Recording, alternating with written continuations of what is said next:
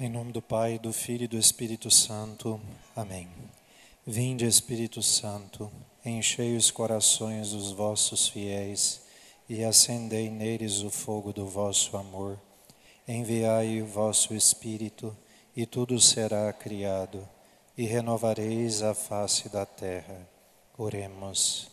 Ó Deus, que instruíste os corações dos vossos fiéis com a luz do Espírito Santo, fazei que apreciemos retamente todas as coisas, segundo o mesmo Espírito, e gozemos sempre da sua consolação. Por Cristo Senhor nosso. Amém. Ave Maria, cheia de graça, o Senhor é convosco. Bendita sois vós entre as mulheres, bendito é o fruto do vosso ventre, Jesus. Santa Maria, Mãe de Deus, rogai por nós, pecadores, agora e na hora de nossa morte. Amém. Nossa Senhora de Fátima, São José, em nome do Pai, do Filho e do Espírito Santo. Amém. Eu queria dar boas-vindas a vocês que quiseram participar desse seminário, que tem como título, podemos dizer assim, em geral, No Caminho das Virtudes. Nós vamos ver, vamos dizer assim, 3 blocos de reflexão. Vamos dizer assim, vão ser 3 temas diferentes. Na verdade, é um mesmo tema fatiado em 3. Então, numa sequência, vamos dizer assim, lógica, né? É possível, quando a gente vai falar sobre o tema das virtudes, é possível abordá-lo sob diversos aspectos. Ou é possível fazer propostas diferentes de reflexão sobre o tema das virtudes. E não existe, de tudo que eu já li, né, eu já li muita coisa sobre esse tema, porque ele é um tema que se insere muito dentro daquela área da teologia que eu me especializei, que é a área de teologia moral, né? Então já li muitos livros. As possibilidades de abordagem do tema são assim, muito grandes, se pode vê-lo de diversos aspectos. Aqui eu resolvi fazer uma apresentação que privilegia, em primeiro lugar, a compreensão da onde entram as virtudes no nosso processo de educação. Isso nosso, pessoal, e depois também quando a gente se propõe a colaborar na educação de qualquer pessoa. Também eu, quando penso, por exemplo, nas pessoas que fazem direção espiritual comigo, que me confessam, também nessa minha responsabilidade em relação a eles, né?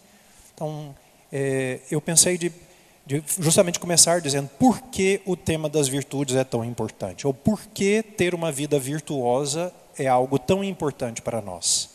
E depois, no segundo momento, eu tenho tentado muito fazer isso. Eu tenho uma tendência, por causa da forma mentes, do modo de pensamento, eu tenho uma tendência a querer explicar muito bem as coisas de um ponto de vista racional, intelectual, teórico, para que as pessoas tenham clareza sobre isso. Mas no passado eu notava que quase sempre faltava também um elemento mais prático, assim, indicar caminhos para que a gente pudesse traduzir aquela reflexão no caminho prático. Quem frequenta aqui a paróquia vê quanto eu tenho me empenhado, assim, para, por exemplo, nas homilias, também terminar sempre apontando algum caminho, ó, vamos fazer isso, vamos fazer aquilo, vamos nessa direção, vamos na outra. Então, depois de a gente entender bem aonde entram, por que a vida virtuosa é tão importante, eu vou tentar dar conselhos muito práticos, assim, apontar caminhos de como desenvolver uma vida virtuosa. É claro que isso também eu poderia passar dias aqui falando com vocês sobre esse tema, porque para cada virtude em específico a gente tem conselhos específicos, né? Só que eu resolvi fazer o processo inverso, porque as virtudes, como elas têm que crescer em nós conjuntamente, no fundo há uma grande intersecção entre elas. Então, certas coisas que nós fazemos nos proporcionam a possibilidade de desenvolver várias virtudes simultaneamente. Então, ao invés de fazer teoricamente assim uma virtude e depois como desenvolver essa virtude, eu pensei no processo contrário, né? O que nós podemos fazer na prática que vai nos ajudar a desenvolver várias virtudes ou vai nos ajudar no desenvolvimento de uma vida virtuosa. Então, eu pensei nesse processo para ficar mais fácil. Depois, eu sei que vocês copiam, tem gente que gosta de copiar, porque facilita, às vezes, a compreensão, a atenção, mas esse material depois eu posso passar para vocês, não tem nenhum problema, né? Então, nós vamos começar com um tema que é justamente aquele que vai nos enquadrar a resposta dessa pergunta. Por que é tão importante ter uma vida virtuosa? Isso está ligado justamente com a compreensão do fim último da vida humana e qual é a colaboração que a gente tem que dar para esse fim último, né? Então, o desejo de progredir, ele faz parte de qualquer ser humano. É tão natural que se a gente ficasse deitado numa cama e alguém desse comida para a gente, naturalmente o próprio corpo se desenvolve, né? Ou seja, ele cresce o cabelo, cresce a unha, cresce os ossos, cresce os músculos, né? É claro que eu estou simplificando o discurso, mas só para dizer que fazer progresso, desenvolver-se, é uma coisa que está ligada à nossa própria natureza. E todo cristão que se encontra com Cristo, que reconhece em Cristo a sua verdade, que nos conduz ao caminho que nos leva à vida, aqui eu joguei com as 3 palavras de João 14,16, né? Ele deseja fazer progresso, ser santo, deseja fazer progresso de santidade. Mas mesmo pessoas que são ateias, né? Se elas olham para a própria vida e se dão conta de que são falhas, são pequenas, têm imperfeições, também elas vão querer crescer, vão querer desenvolver-se, né? E o desejo de progresso, como eu já disse, é algo fundamental, mas também se nós assim formos muito honestos, a gente vai admitir que não é tão simples assim crescer, que colocar esse processo em ato não é um negócio assim tão simples. A gente tem um desejo assim, eu quero ser uma pessoa mais comunicativa, né? Então, na hora de se tornar uma pessoa comunicativa, não é tão fácil assim, né?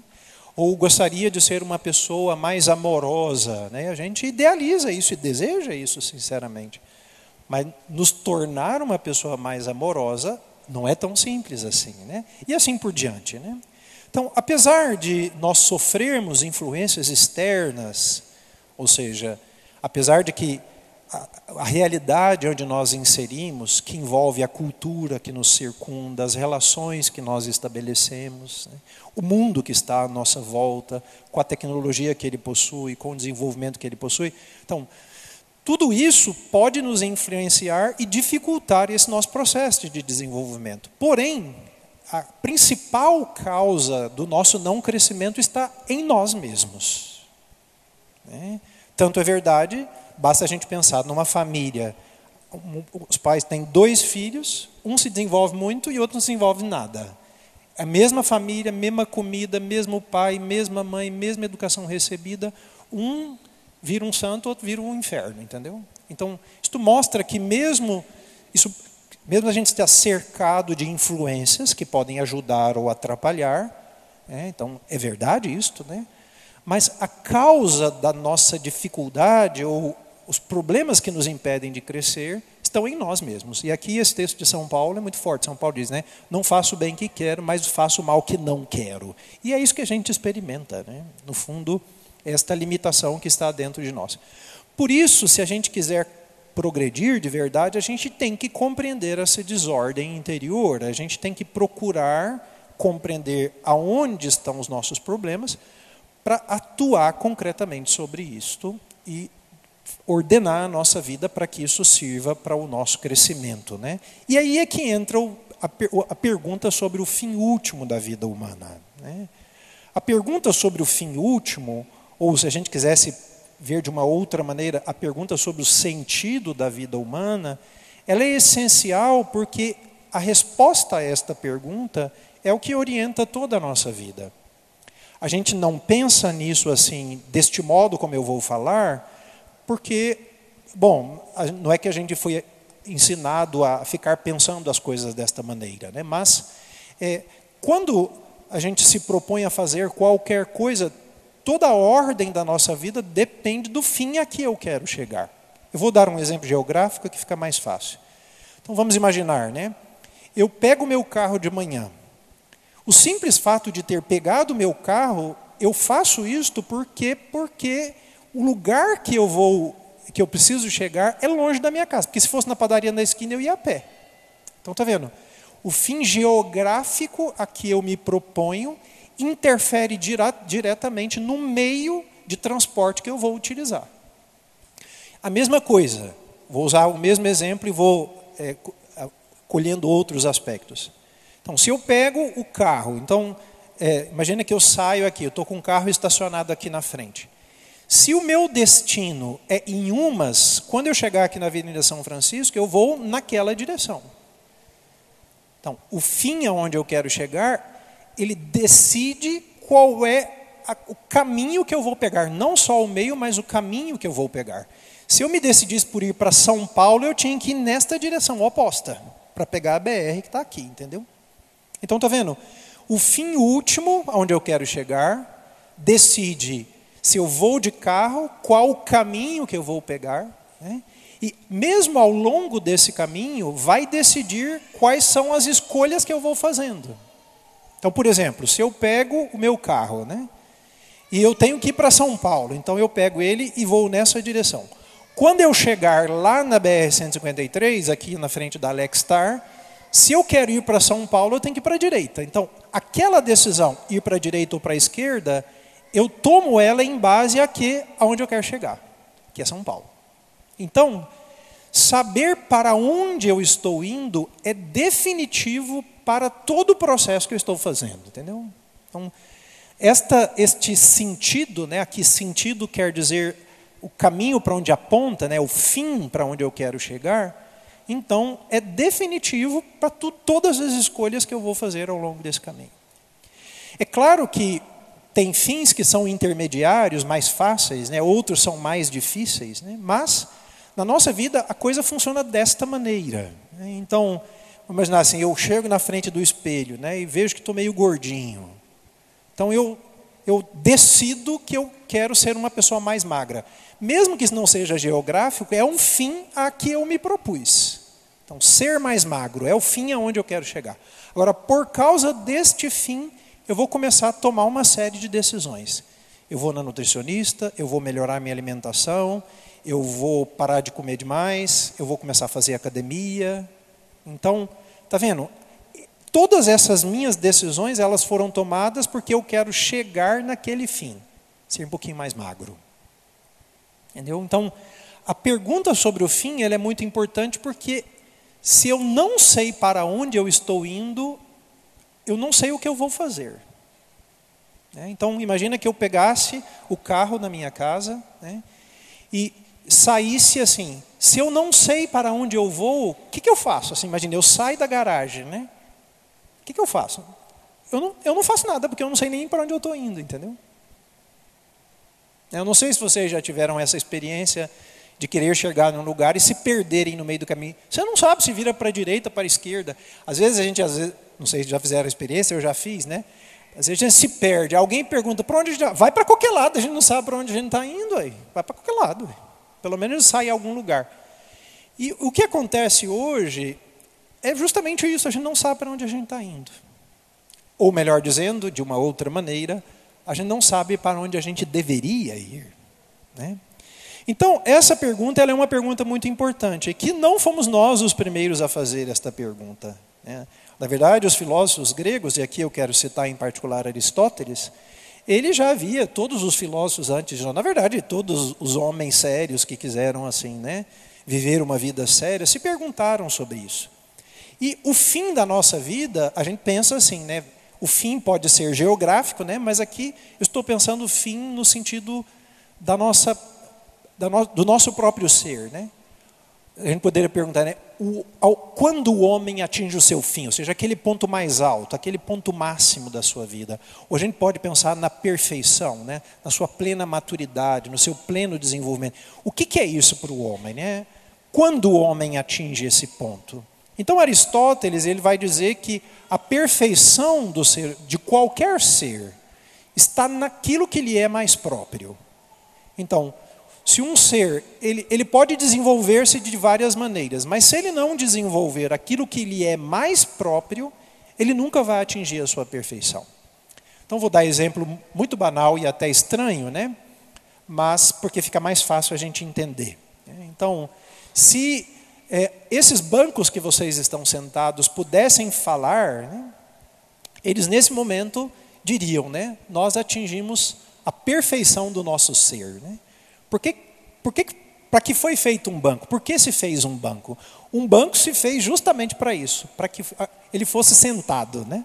Para que alguém sentasse nele. Então, o que é próprio do banco? É de ser um objeto que serve para outros sentarem nele.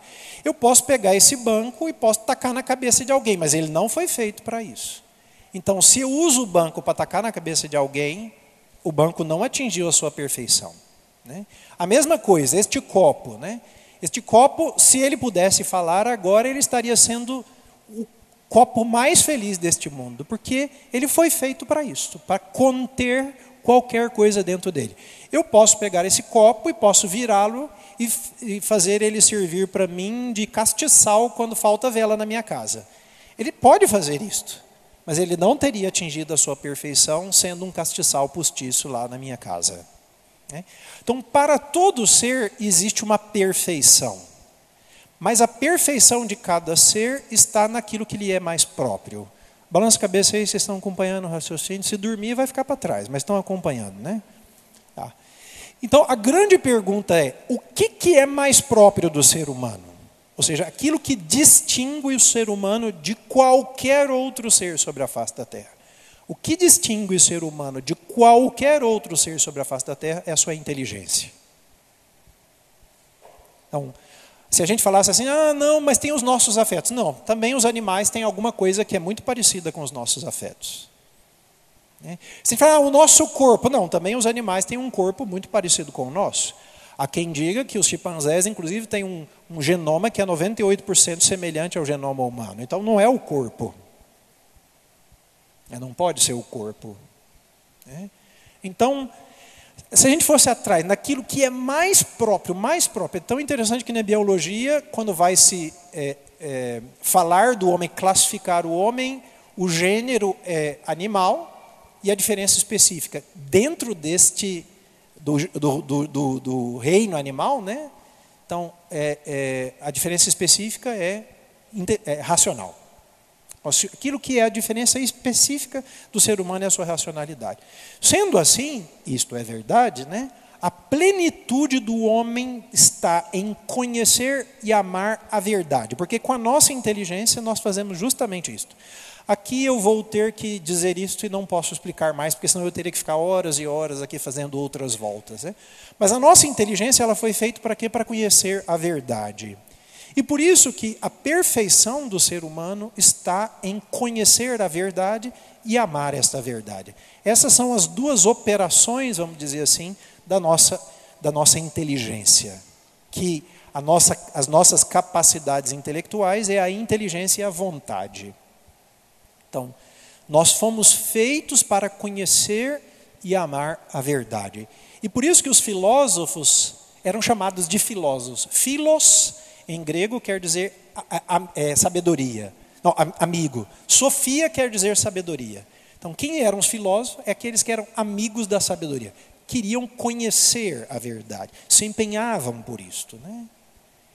Isto coincide exatamente com a afirmação da nossa fé. Então, Deus é a verdade suprema. E se a gente perscruta a Sagrada Escritura, para que a gente foi feito? Para conhecer e amar a Deus, que é a verdade suprema. Então, aquilo que os filósofos pensaram era muito verdade. Eles só não chegaram, vamos dizer assim, neste passo seguinte, porque eles não tinham essa compreensão de Deus que nós estamos, né?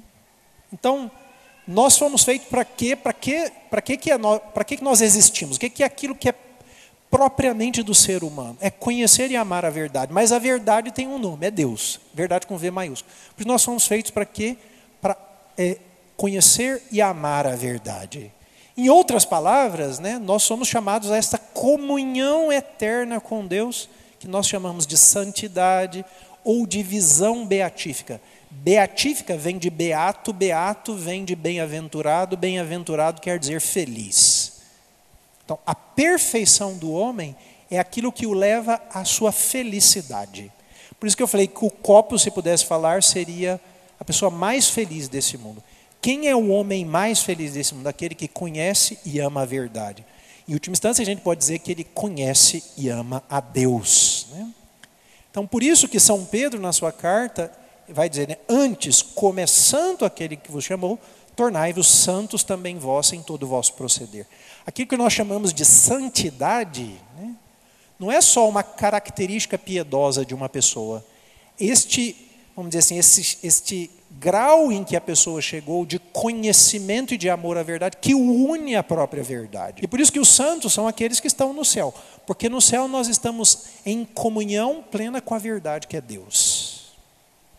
Então, qual é o fim último da nossa vida? É a santidade. Santidade nesse sentido de vermos e amarmos a verdade face a face. Ver a Deus face a face. Amar a Deus. Entrar nessa felicidade que não tem fim. Onde nós estamos unidos da maneira mais profunda, intensa e verdadeira com a verdade. Que é Deus mesmo, né? Então, este, vamos dizer assim, né, é o nosso caminho. Então, ser santo, na verdade, é viver de modo pleno a nossa vida como ser humano. Por isso que quando a gente vê uma pessoa santa, na verdade a gente vê uma pessoa que é plenamente humana. Por isso que os santos que a gente conhece, os santos canonizados sobretudo, né, eles tinham uma humanidade perfeita. E de fato a gente olha neles e a gente vê isso, né? A gente vê assim como eles conseguiram viver em grau máximo aquelas qualidades humanas que todos nós sabemos reconhecer como grandes qualidades. Imagina a fraternidade, o amor, a fidelidade, a verdade, a justiça, né? Eles conseguiram viver isso em grau máximo, né? Conseguiram chegar a esse nível de perfeição humana. Por quê? Porque progrediram, né, de tal modo que chegaram a contemplar e amar a verdade. Isto penetrou a vida deles de tal maneira que eles passaram a viver disso, desta verdade que eles conheciam e amavam, né? E é claro, né, isto, eu já falei, é conhecimento, o amor de Deus e de Cristo. Tudo isso começa e se desenvolve no tempo, até que pela ação da graça de Deus a gente atinge a plenitude com a nossa morte. Então ninguém é santo em vida, ninguém vai chegar ao termo final da sua própria existência enquanto viver. Porque enquanto viver, a gente tem alguma coisa ainda que a gente pode melhorar, pode progredir, né? E não só isso, enquanto a gente viver, ainda tem tempo de retroceder, né? Por isso que, enquanto a gente vive, a tensão para continuar, para ir adiante, vai sempre existir, né?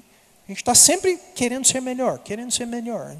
Eu acho muito bonito assim, quando a gente encontra pessoas que, apesar da idade, né, elas estão sempre querendo mais, né? Querendo mais. Uma vez encontrei um professor, foi muito interessante.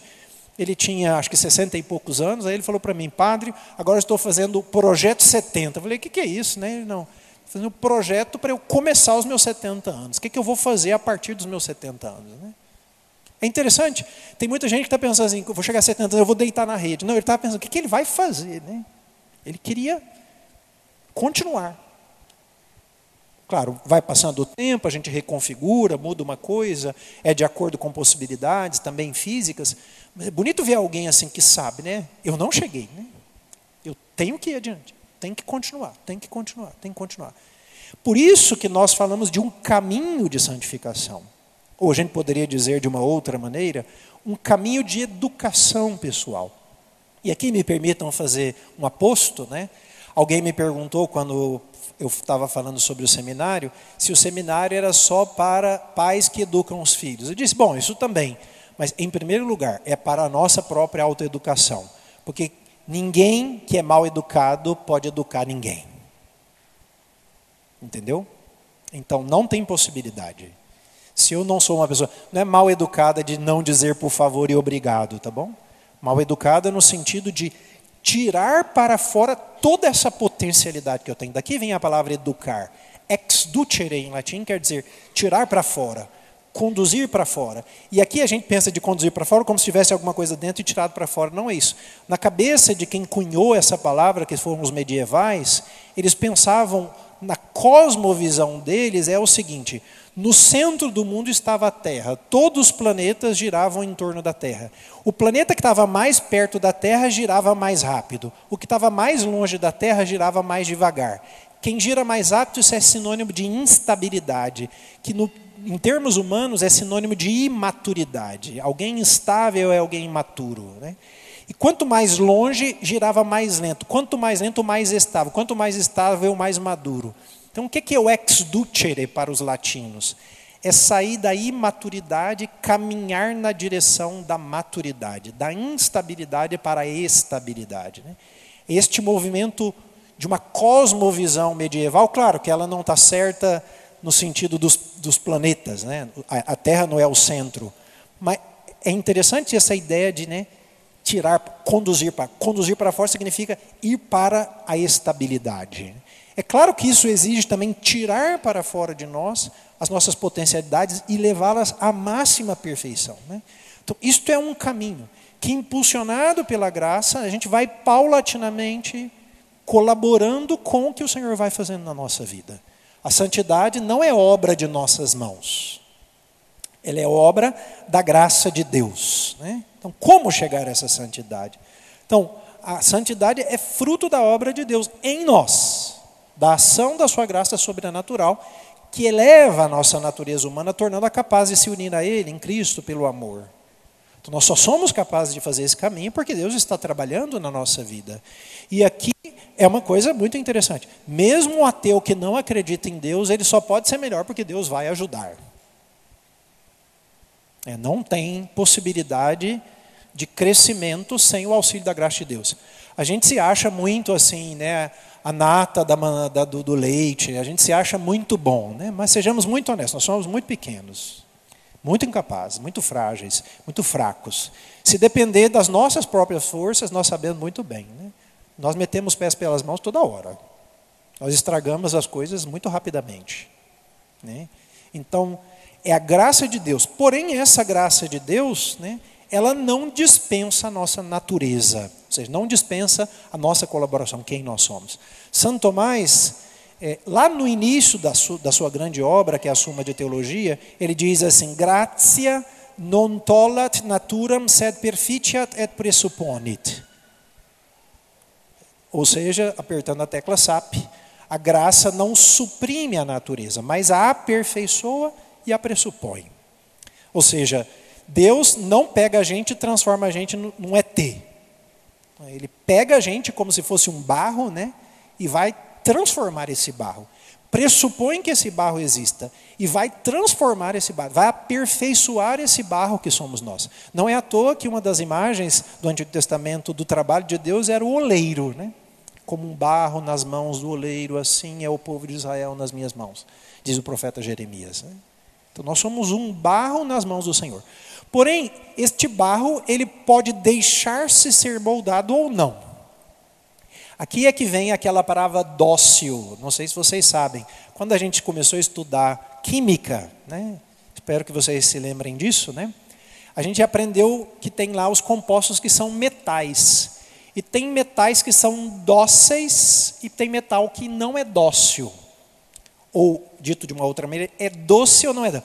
Mas não é doce porque a gente põe na boca e ele é doce, não. Doce significa que ele se deixa dobrar sem resistir, por isso ele não quebra.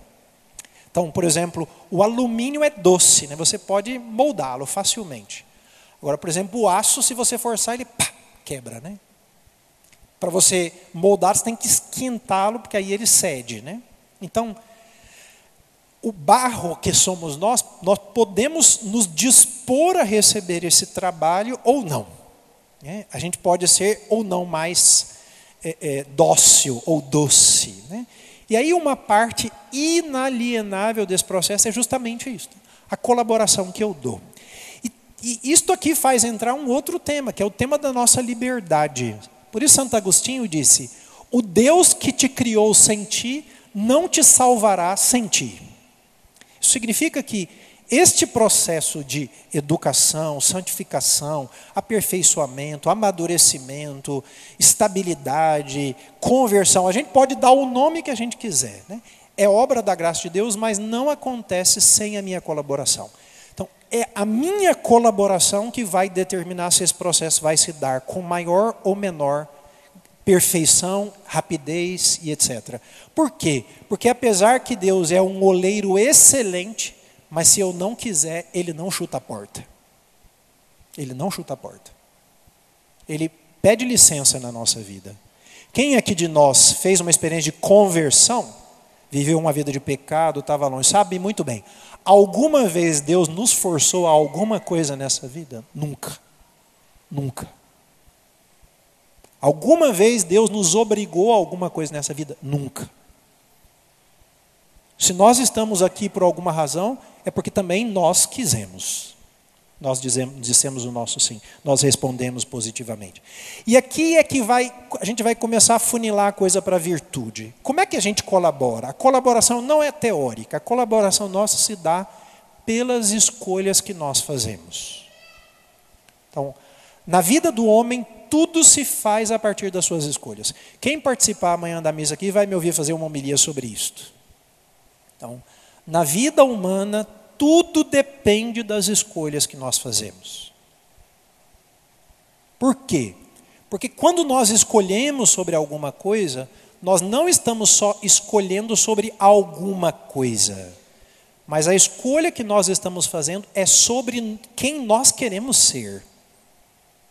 E aqui eu queria dizer para os nossos alunos que estão aqui, as escolhas, escutem bem o padre diretor de vocês, as escolhas que vocês fazem a todo instante da vida de vocês está determinando quem vocês vão ser no futuro.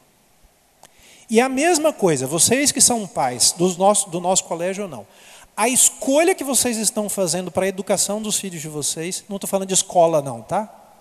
A escolha que vocês fazem do modo como educam, do que fazem. Isto é que vai escolher o que vocês estão fazendo dos filhos de vocês. Não tem teoria aqui. Porque teoria é só teoria. Então, vou voltar lá no meu exemplo. Eu decido que eu quero emagrecer. Eu emagreço? Não. Se eu não tomar a decisão amanhã de comer menos, de ir para a academia, de visitar uma nutricionista, eu posso desejar ser a pessoa mais magra do mundo. Eu vou explodir de gordura. Só idealizar uma coisa, só teoricamente pensar alguma coisa, isto não resolve. O que vai fazer eu emagrecer é eu ir para a academia, eu parar de comer, eu ir na nutricionista. Então, isso também é uma coisa. A gente tem que parar de ficar teorizando as coisas e a gente tem que começar. Por isso que eu não quero fazer tanta teoria e descer na prática, né? Então, a gente tem que colaborar. E o que a gente decide ou colabora ou atrapalha a ação de Deus na nossa vida. Justamente porque a gente precisa de nos dispor bem. E como é que dá essa colaboração, né? Então, eu vou saltar algumas coisas, porque eu acho que a gente prepara muito, fala, não vai dar tempo, então algumas coisas eu vou saltar, depois eu mando para vocês os slides, né?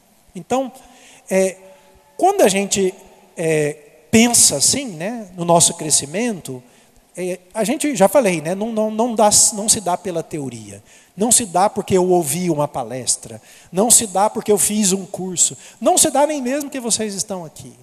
Isto não é assim, né?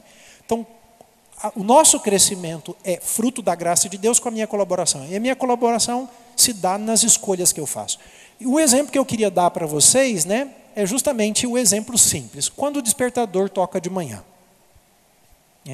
Então, quando o despertador toca de manhã, se eu aperto a soneca e durmo mais 5 minutos, o que eu estou dizendo? Eu estou dizendo que eu quero ser uma pessoa que adia as coisas. Estou dizendo justamente isto. Na minha vida, eu adio a minha responsabilidade. Aí eu faço isso na segunda, na terça, na quarta, isso passa a ser um hábito na minha vida.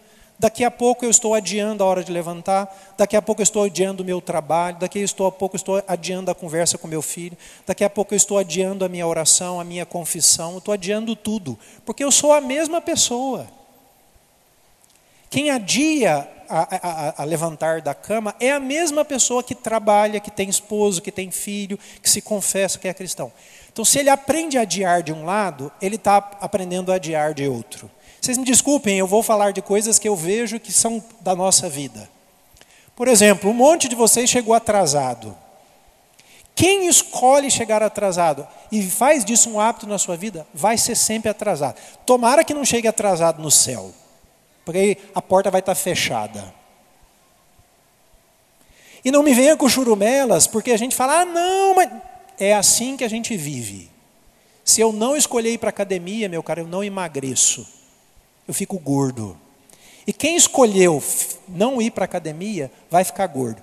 Quem escolheu adiar, chegar sempre atrasado, não, está escolhendo sobre si, sobre quem é, quem quer ser, quem vai ser. Por isso que eu falei, meus alunos, escutem.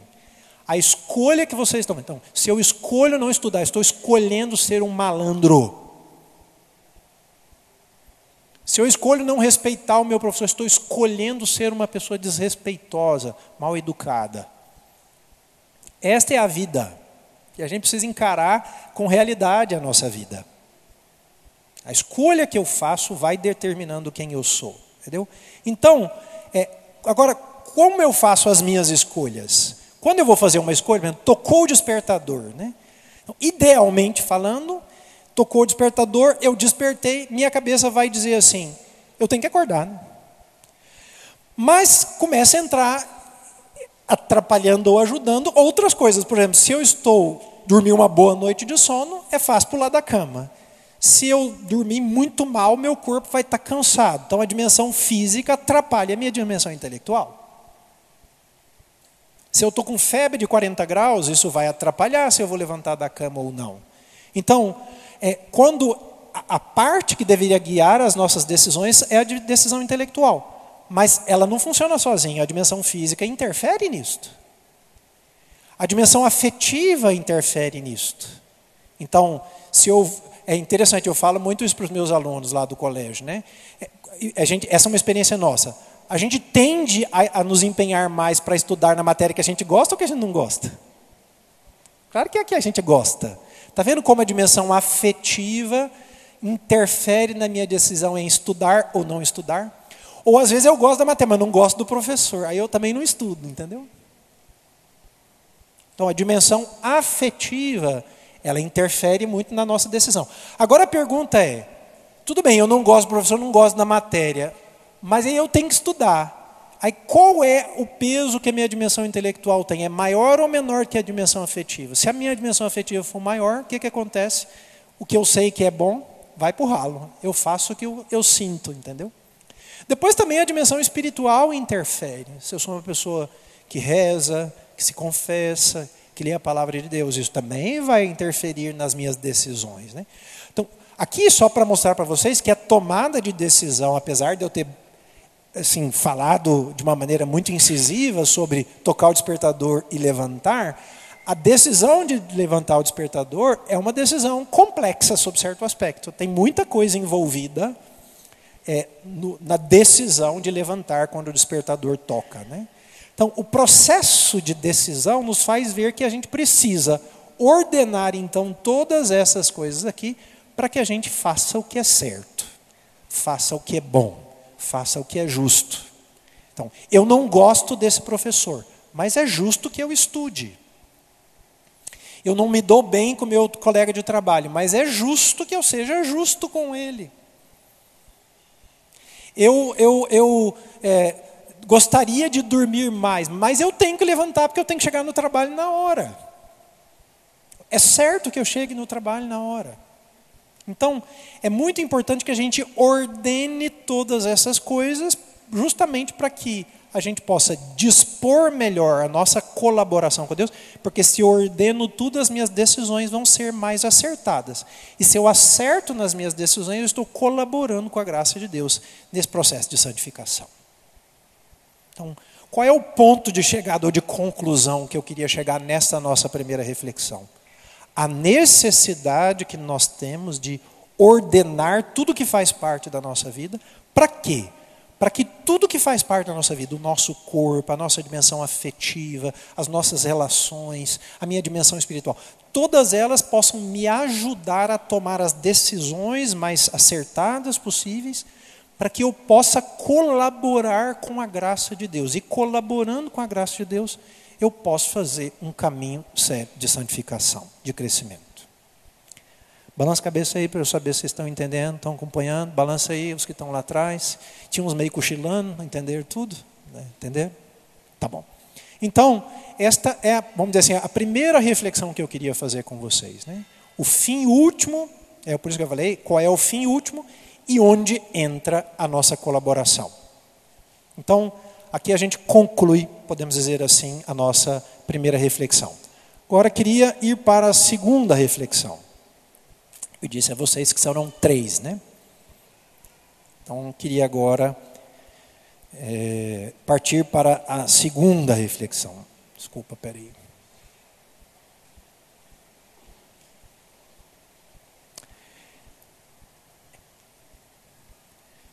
Meus irmãos, essa segunda reflexão justamente vai nos ajudar a entender o que as virtudes, o que são as virtudes, melhor dizendo, né?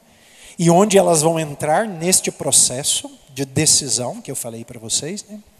E depois eu vou dar, nesse primeiro momento, alguns conselhos gerais de como a gente pode desenvolver uma vida virtuosa, né? Então, quando a gente olha, né, as nossas ações humanas, elas se dão por causa de 3 capacidades que nós temos, ou 3 princípios, melhor dizendo, de ação, né? As nossas potências, ou chamadas capacidades, as nossas paixões e os nossos hábitos. Esses 3 elementos, eles jogam simultaneamente, eles trabalham simultaneamente, e são eles que estão, vamos dizer assim, eles que nos movem a agir, a decidir, a tomar decisões na nossa vida. Então vamos pensar sempre nisso, né? O despertador que tocou. Então, eu levanto ou fico na cama, o que me move a ficar na cama, o que me move a levantar, são esses 3 princípios de ação. Então, vou explicar cada um deles, né? Então, o homem opera, ou seja, ele age de diversas maneiras. Aqui, para simplificar, eu vou dizer que a gente tem atos que são físicos. Por exemplo, tomar um gole desta água. Então, eu sou capaz de tomar esta água, porque esta ação ou esta operação de tomar a água, eu tenho capacidades que me permitem fazer isso. Então, eu tenho os meus músculos que fazem as minhas mãos fechar, os meus ossos que dão estabilidade aos meus músculos, e tenho o meu sistema nervoso que manda o comando para que a minha mão estique, pegue este copo e traga na minha boca e eu beba. Então, a ação de beber uma água, ela é possível porque eu tenho potências, ou um sinônimo de potência a gente pode chamar de capacidade ou faculdade, que nos permite fazer esta ação. Desde um ponto de vista espiritual, aqui espiritual não tem nada a ver com espiritual religioso, tá bom? Não material, se dá da mesma maneira. Por exemplo, né, se eu pedisse para vocês agora fecharem os olhos e lembrarem da casa da avó de vocês quando vocês iam na infância. Se vocês fechassem os olhos, vocês são capazes de ver essa casa, não é verdade? Né? Por quê? Porque um dia vocês viram esta casa, a imagem dela ficou impressa num sentido que a gente tem internamente que se chama memória. Ela ficou na nossa memória. Então, todas as vezes que eu quero me lembrar de algo, o que eu faço? Eu acesso esta capacidade, que eu chamo de memória, e digo para ela, me mostra a casa da minha avó, e ela me mostra a casa da minha avó. Entendeu? Agora, se eu dissesse para vocês assim, agora imaginem a casa da minha avó. Aí eu começasse a dizer para vocês, na casa da minha avó, na porta, tinha uma farmácia na frente, aí tinha um portão do lado direito, uma rampa que subia. Se eu fizesse isso, vocês começariam a imaginar, né? Isso só é possível porque vocês têm uma outra capacidade que se chama imaginação. Tá vendo? Então, o ato de criar uma imagem é possível porque a gente tem uma capacidade que se chama imaginação. O ato de nos lembrar de uma imagem só é possível porque nós temos uma capacidade que a gente chama de memória. Entendeu? Ou se eu agora dissesse para vocês assim, eu quero que vocês estudem sobre a filosofia. Por que eu sou capaz de estudar sobre a filosofia? Porque eu tenho uma capacidade que se chama inteligência. Agora, se eu dissesse para vocês assim, né, se lembrem da avó de vocês, né, aí vocês se sentissem felizes com essa lembrança. Né? Por que acontece esse movimento dentro de nós? Porque nós temos uma capacidade que produz em nós aquilo que nós chamamos de afeto, paixão, sentimento, que a gente quisesse chamar, né? Que são as nossas capacidades afetivas. Então, Com a minha memória, eu ativo as minhas capacidades afetivas e elas produzem em mim este efeito que é um bom sentimento da lembrança da casa da minha avó. Então, não sei se estão acompanhando. O que eu quero dizer aqui? Para toda ação, tem sempre uma capacidade, né? Aqui eu tentei citar as principais capacidades: física, intelectual e afetiva, né? Então, essas são as nossas capacidades. O que são as paixões, né? As paixões é o resultado de uma afetação. É daqui que vem a palavra afeto, né? Affectus, em latim, vamos dizer assim, é o resultado de quem é afetado. Então, eu posso ser afetado por experiências externas e por experiências internas. Então, por exemplo, se eu chego em você e toco o seu rosto, né, o ato de tocar o seu rosto te afeta, né, através de qual sentido? Do tato, né? Você sente-se feliz porque eu estou fazendo um carinho no seu rosto, né? Então, esse sentimento de alegria, ele se dá por quê? Porque você foi afetado pelo carinho e esta afetação produziu como resultado uma experiência afetiva que nós chamamos de alegria. Se você vê uma imagem feia, né, você se sente com medo, né? Então, através da sua visão, você é afetado por uma imagem e essa imagem causa em você medo. O medo, o que é? O resultado desta afetação. Se você cheira uma coisa que é prazerosa, né? Então, todo mundo tem memória olfativa, né? Então, tem certos cheiros que nos lembram pessoas, coisas, lugares, né? Então, por exemplo, quando eu sinto cheiro de chá de erva cidreira, tá minha irmã aqui, o que você lembra de chá de erva cidreira, Cristiane? Da minha avó. Porque lá em casa da minha avó a gente tomava muito chá de erva cidreira. Então, para mim é automático. Servir erva cidreira, imediatamente, né, aquilo me afeta através do meu nariz, né, desperta a memória e a afetação do sentido da memória me faz sentir saudades da minha avó, desejo de estar perto dela. Está vendo? Eu sou afetado por aquilo que eu ouço, por aquilo que eu vejo, por aquilo que me tocam, por aquilo que eu como, né? Então, através dos nossos sentidos, nós somos afetados. E esta afetação produz dentro de nós este resultado que nós chamamos de paixões, sentimentos, etc. E se a gente se der conta, muitas das nossas ações, na verdade, a gente só faz por causa disso. Então, os nossos sentimentos, elas nos movem a agir ou não agir. Por exemplo, né, por causa da alegria que eu tenho, eu posso fazer coisas, né, correr atrás de alguém, né, e visitar minha mãe. Por causa do medo que eu tenho, eu posso deixar de falar em público. Está vendo como um sentimento pode me estimular ou me impedir de fazer qualquer coisa? Então, por isso que eles estão no princípio das nossas ações, ou movendo ou obstaculizando. Então, tem a capacidade de agir e depois tem a interferência dos nossos sentimentos para ajudar ou para atrapalhar. Então, tem certas coisas que nós fazemos, mas se a gente está mais feliz, a gente faz melhor, não é? Eu me lembro uma vez, um casal de conhecido, né? A esposa conta rindo isso para nós. Ela disse que uma vez ela pediu para o marido dela varrer o quintal, né? Aí ele estava lá varrendo de qualquer jeito. Ela falou, não, meu amor, tem que ser sorrindo, né? Ele, não, tem que ser com felicidade, ele falou, né? Não, tem que ser com alegria, né? Mas é assim, se a gente não tem alegria naquilo que a gente faz, a gente pode até fazer, mas é pior. Então, está vendo como eu tenho capacidade de varrer o quintal, porque eu tenho braço, osso, mas eu varro com muito mais entusiasmo se aquilo me traz alegria. Está vendo? Capacidade e paixão trabalhando junto, né? Entenderam aqui isso? Mão nas cabeças aí, estão entendendo? É. Agora, também tem uma coisa que está no princípio das nossas ações, que são os nossos hábitos. É. O que são hábitos? São disposições que vão interferir nas minhas capacidades e nos meus afetos e vão ajudar ou não a gente a agir. Então, eu vou dar um exemplo mais simples, depois eu vou dar um mais complicado. Então, se a gente pega, por exemplo, um escultor, né? É claro que para ser um bom escultor, assim, na verdade esses grandes escultores, esses sumidades, o Michelangelo da vida, certamente tem uma graça especial de Deus, ninguém tem dúvida, né? Mas de tanto ele esculpir, né, ele vai desenvolvendo uma destreza com os dedos, com as mãos, que faz com que ele seja capaz de fazer talhos muito finos e não estragar a peça. Ou a mesma coisa a pintura, né?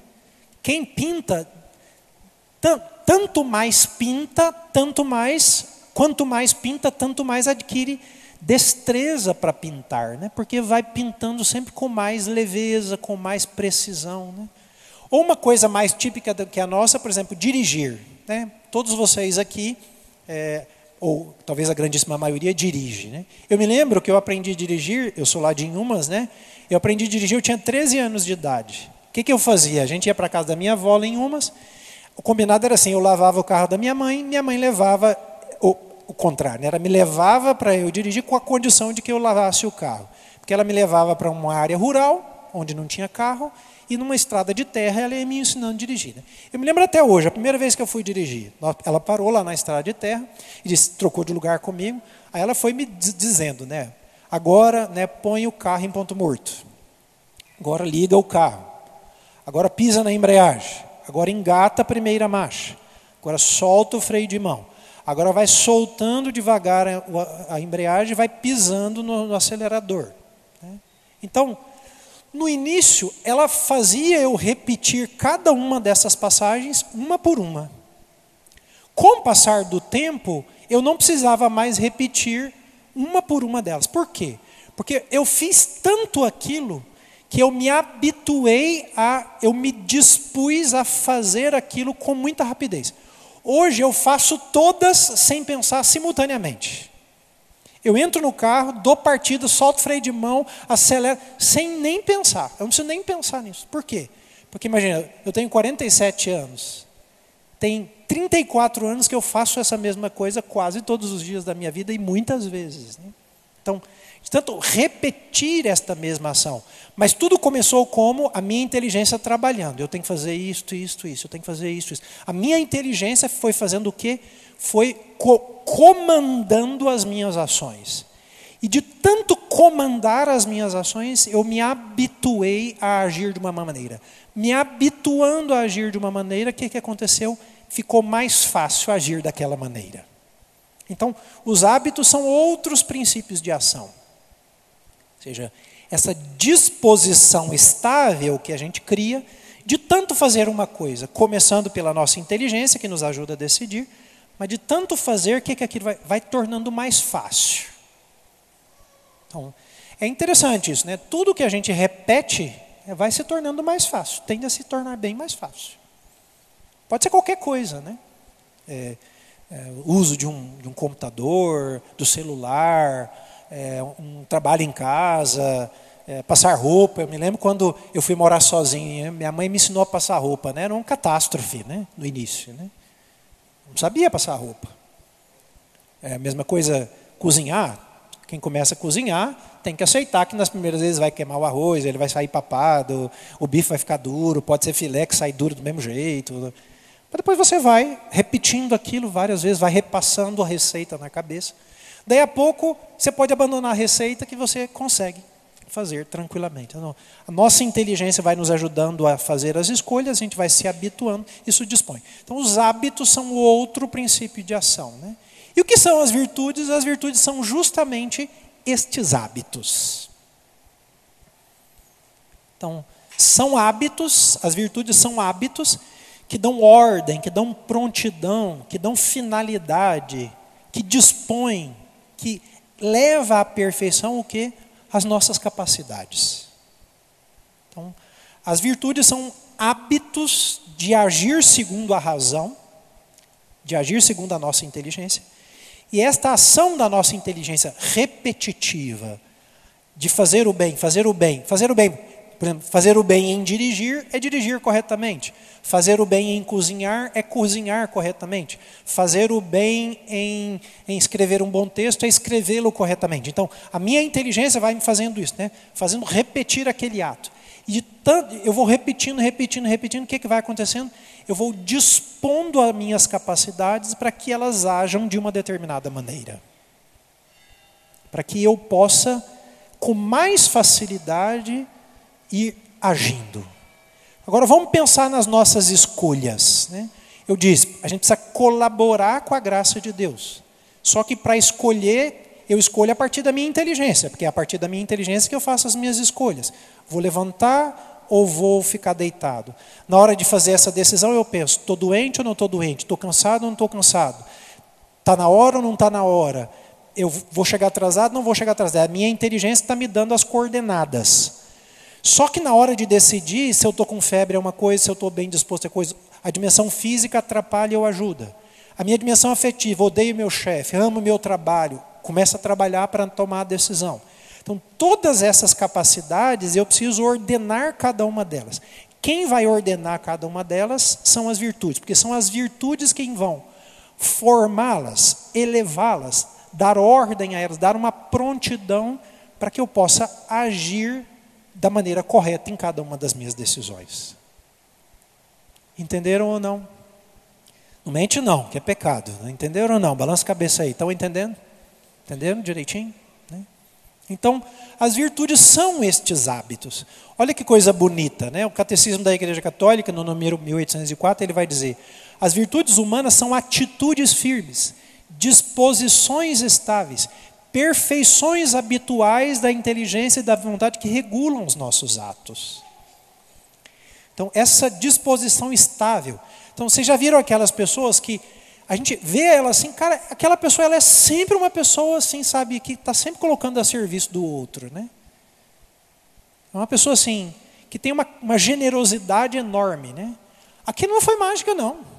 Ela teve que, ao longo da vida dela, pensar, né, eu tenho que ser generoso com as pessoas. Então eu vou chegar em casa e vou me ajudar minha mãe. Eu vou chegar em casa e vou ajudar meu irmão. Eu vou chegar em casa e vou me dispor a lavar a louça. Eu vou encontrar os meus amigos e eu vou ajudá-los.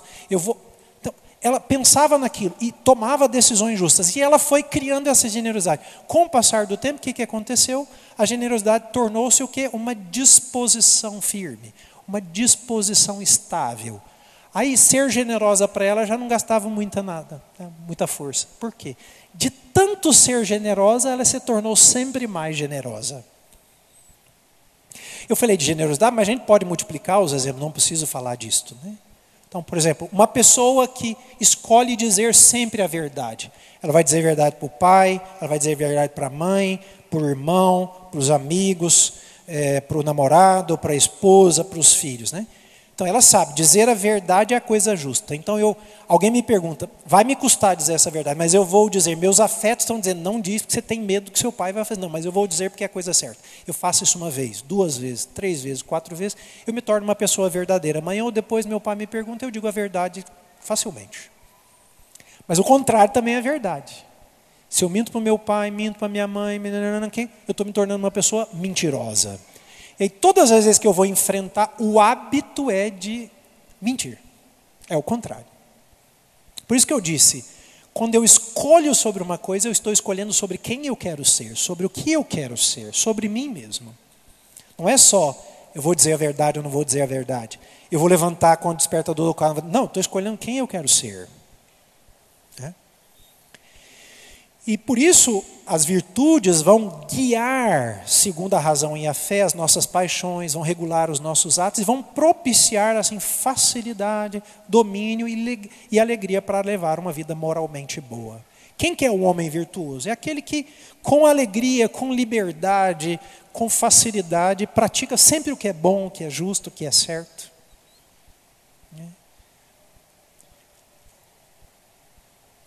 E decidir, né, sempre decidir segundo a justa medida, né? O que é certo e o que é errado, né? Então, entenderam aqui por que a gente precisa das virtudes? Sim? Sim? Vocês se convenceram que precisa de uma vida virtuosa? Se quiser crescer é assim, não tem jeito. E aqui eu queria começar, a gente tende sempre a pensar naquilo que a gente vai fazer para os outros, e é muito bonito que um pai se preocupe com a educação dos seus filhos. Mas aqui eu queria fazer um apelo, né? Eu repito, ninguém pode ajudar na educação de ninguém com a melhor possibilidade, é claro, não é que assim, eu não sou muito virtuoso, não posso ajudar em nada. Não é verdade, não é isto. Seria um exagero dizer. Agora, claro, se eu quero colaborar com as pessoas à minha volta, em primeiro lugar eu tenho que pensar que eu tenho que ser uma pessoa melhor. Se eu sou uma pessoa melhor, eu posso colaborar melhor com as pessoas que estão à minha volta. Então, minha mãe teria me ensinado a dirigir se ela não soubesse dirigir? Não. Então, eu posso ensinar uma pessoa a falar inglês se eu não sei falar? Não. Então, eu não posso ensinar, por exemplo, uma pessoa a ser fiel se eu não sou fiel. Eu posso ensinar teoricamente, mas ajudar na educação, por quê? Porque eu não sou capaz de fazer isto. Vocês já ouviram, todos vocês que têm filhos, sabem quantas vezes nossos filhos jogam nas nossas camas, mas nem você faz isso. A gente não só não é capaz, mas a gente nem tem força moral para ensinar alguém.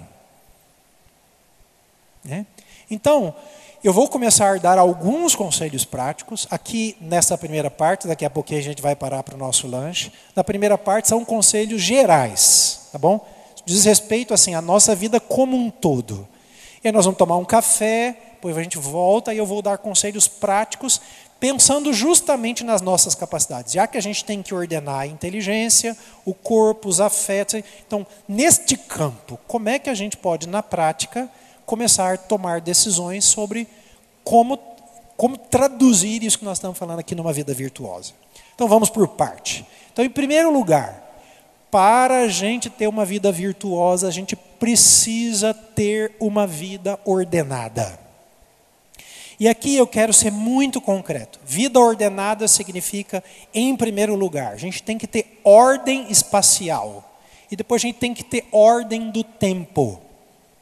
Ordem espacial significa que aonde eu vivo, aonde eu trabalho, as coisas precisam estar bem organizadas. Se alguém já confessou comigo, algumas vezes eu dou essa penitência. Pessoas falam, pá, minha vida está uma bagunça. Então vai começar, sua penitência vai ser, arruma seu guarda-roupa. Porque se você não der conta de arrumar a mesa do seu trabalho, você vai dar conta de arrumar seu coração? Seja bastante honesto. Imagina, o que é mais fácil, arrumar o meu guarda-roupa ou o meu casamento? É meu guarda-roupa. Agora, se eu não dou conta de arrumar o meu guarda-roupa, tem que lembrar, eu sou a mesma pessoa. Eu repito padrões. Por isso que a gente tem que começar do que é mais fácil. E o mais fácil é a ordem espacial. Essa é a coisa mais fácil, gente. Arrumar um guarda-roupa.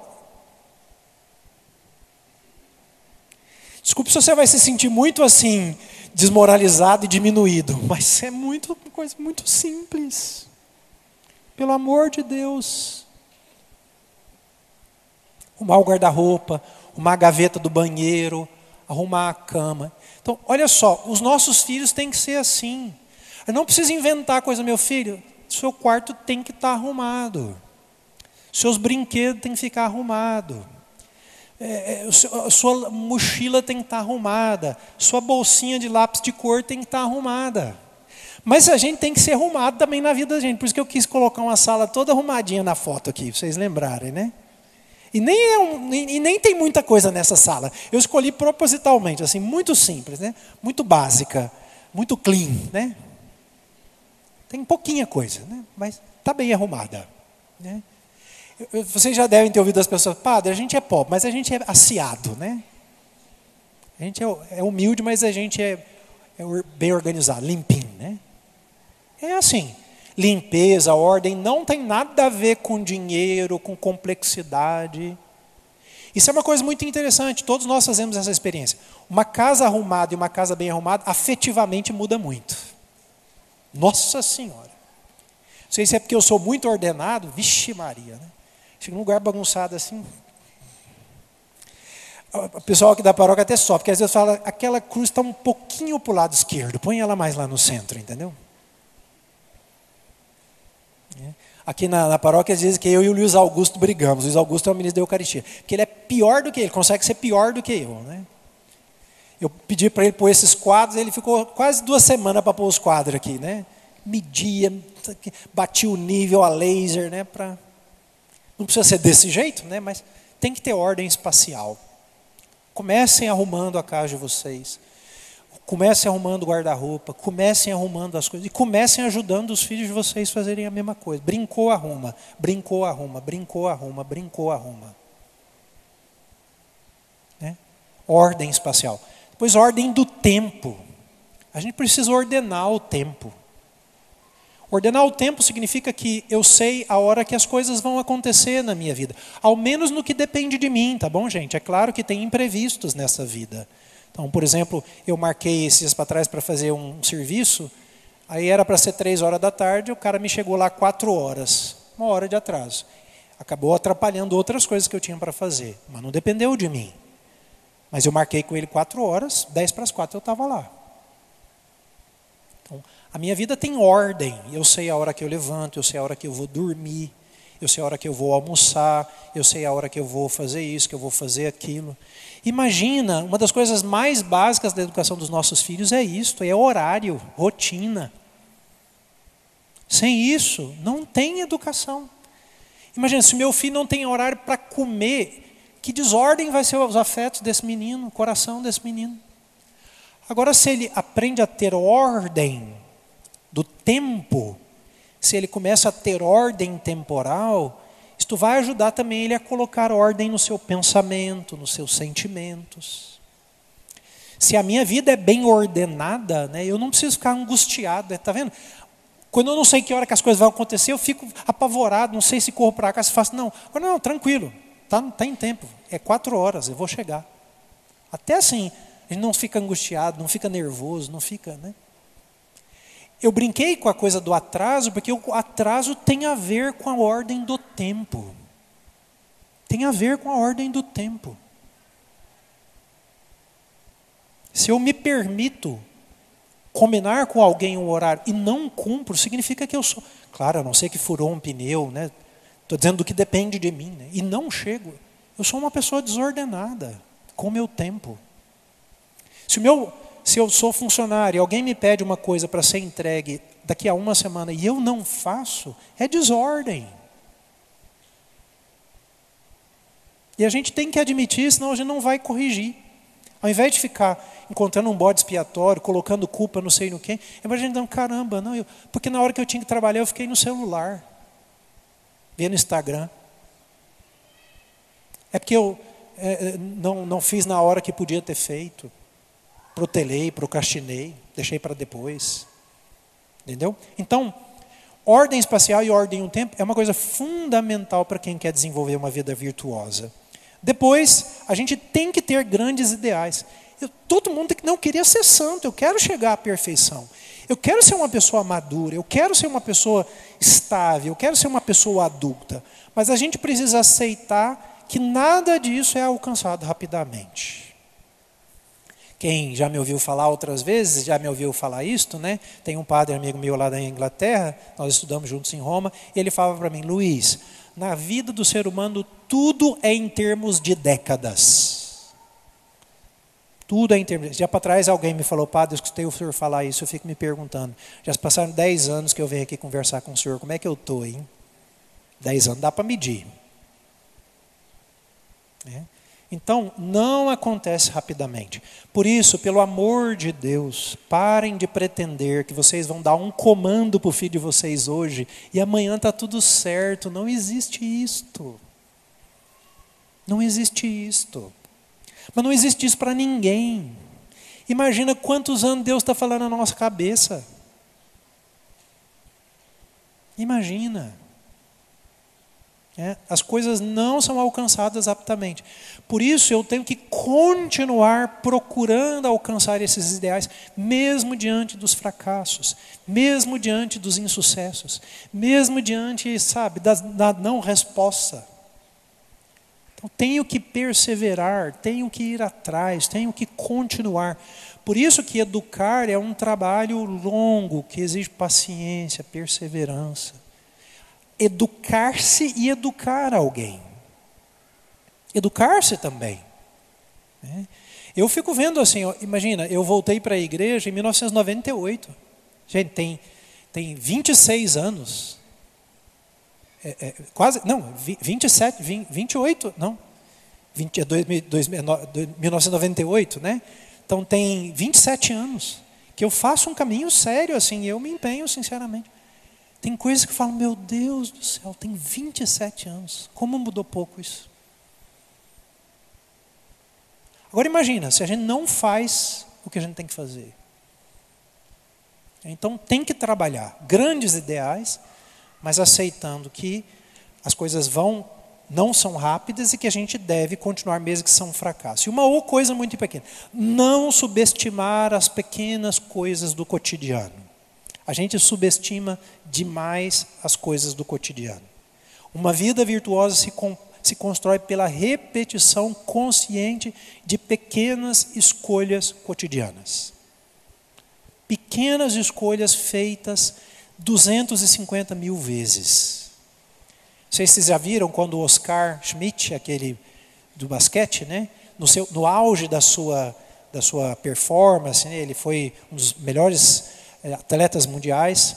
Aí alguém perguntou para ele, né, como é que ele fazia para acertar tanto arremesso. Né? Ele disse, termina o treino, eu fico lá e arremesso 450 bolas no aro.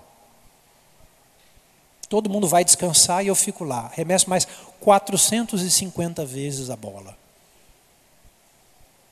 Então, não desprezar as coisas pequenas.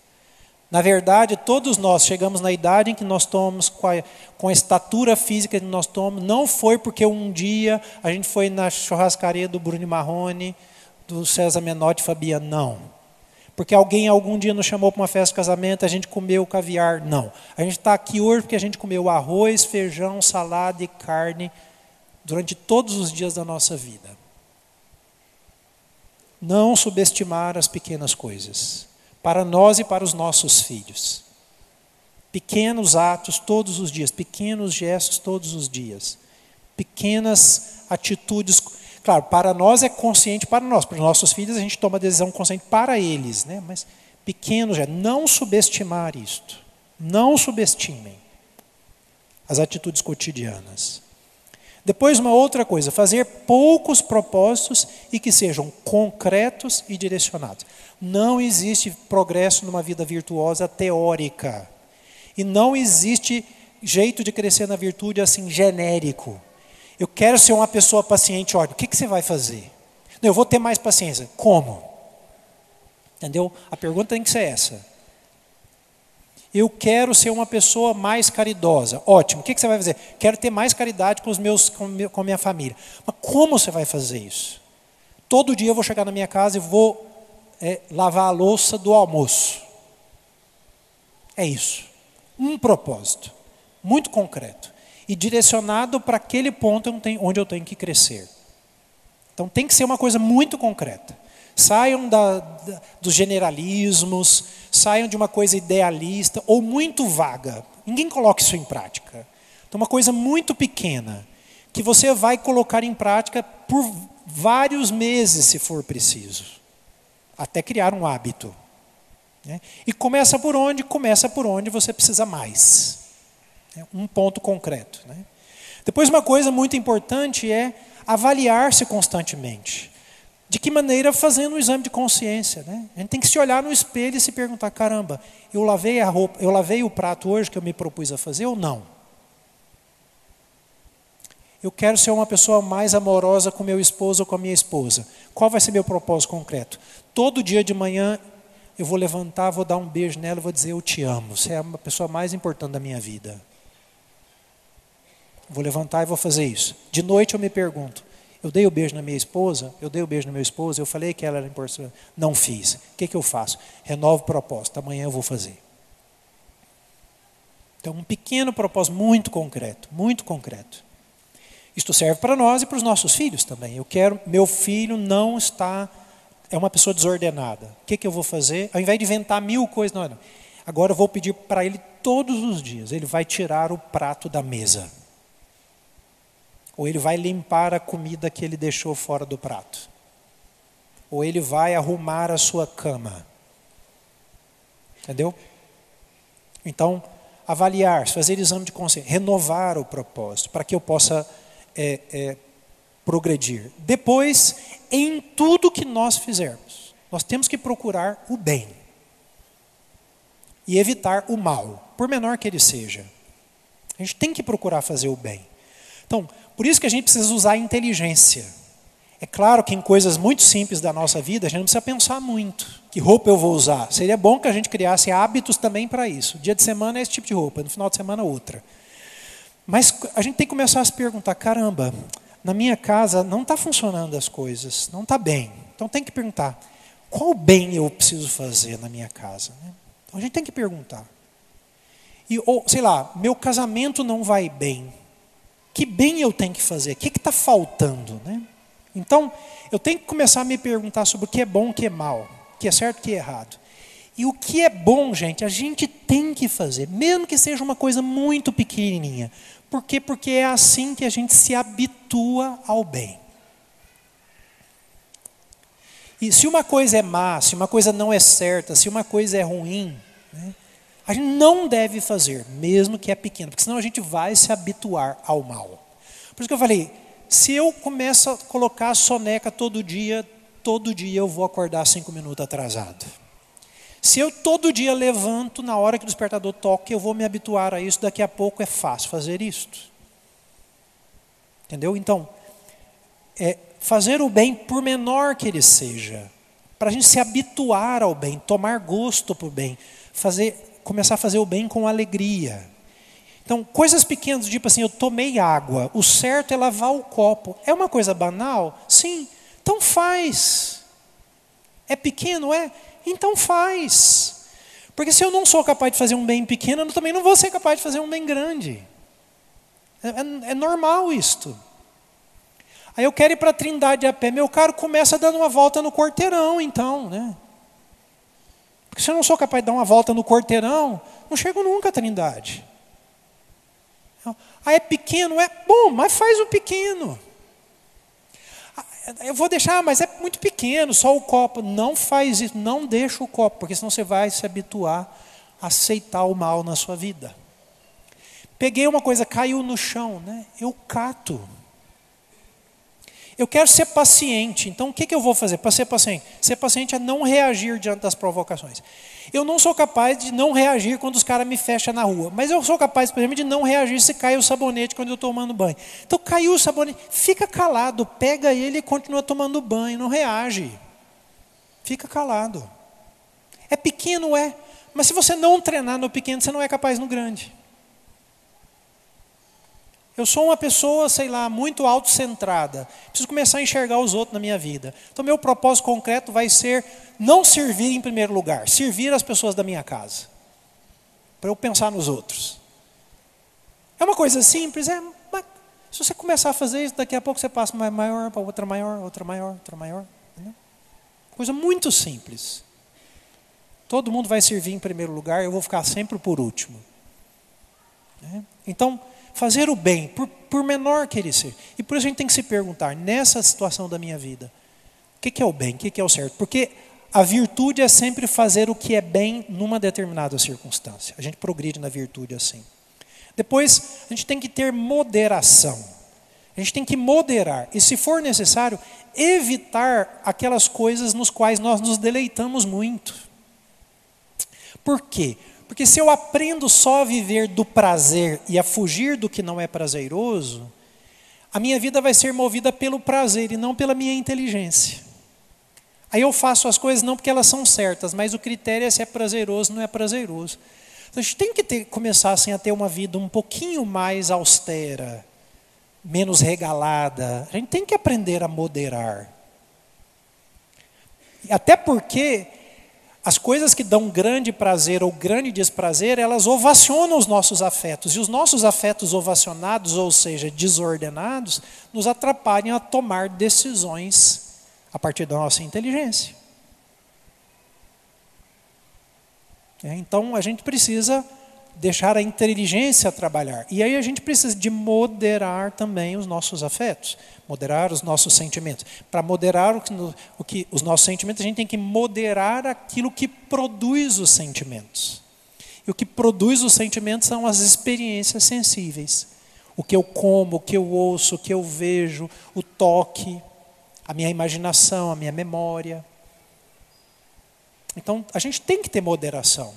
Então, por exemplo, Eu preciso comer só o que eu gosto? Não. Comer também o que eu não gosto me ajuda a moderar. Agora, todas as vezes eu vou comer o tanto que eu gostaria? Não, eu vou comer um pouquinho menos do que eu gostaria. Estou moderando, estou aprendendo a não fazer tudo que eu tenho desejo, né? Estou deixando a minha inteligência dizer assim, ó, não come tudo que você gostaria. Eu tenho vontade, mas ela é maior. Ela diz, não, está certo moderar. Então eu modero. Então, a moderação. E às vezes é necessário, inclusive, tirar algumas coisas. Às vezes a gente vai ter, não, isso aqui, por hora eu tenho que suspender da minha vida. Isso está me desestabilizando, está me desordenando. Então tem que tirar isso da minha vida, né? E depois, às vezes a gente tem que mover o pêndulo mais fortemente numa direção contrária.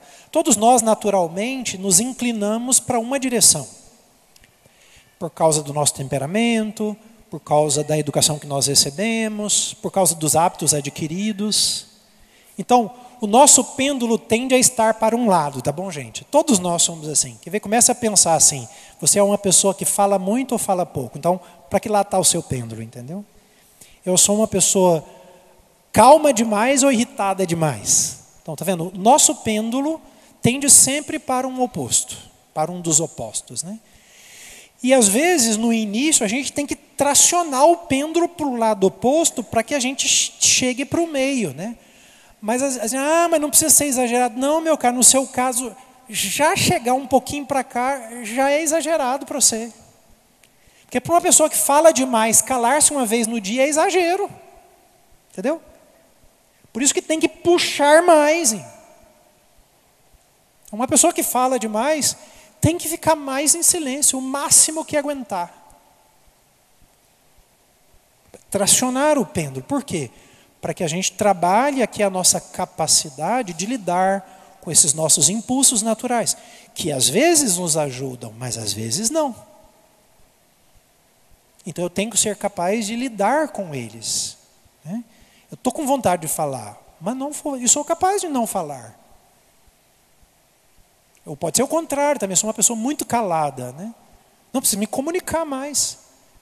Então falar uma vez no dia, nossa, isso já é Então você tem que falar 20 vezes no dia. Quem está no 0 e para o 1 parece muito. Né? Por isso que ele tem que ir mais. Né? É igual a academia, gente, não tem jeito. Se você quiser ficar forte, o que você faz? Aumenta o peso. Tem que ir para além do que você já é capaz de pegar. Né? Então, para o oposto. Por quê? Para que a gente comece a trabalhar com as nossas capacidades e ir ordenando-as pouco a pouco. Né?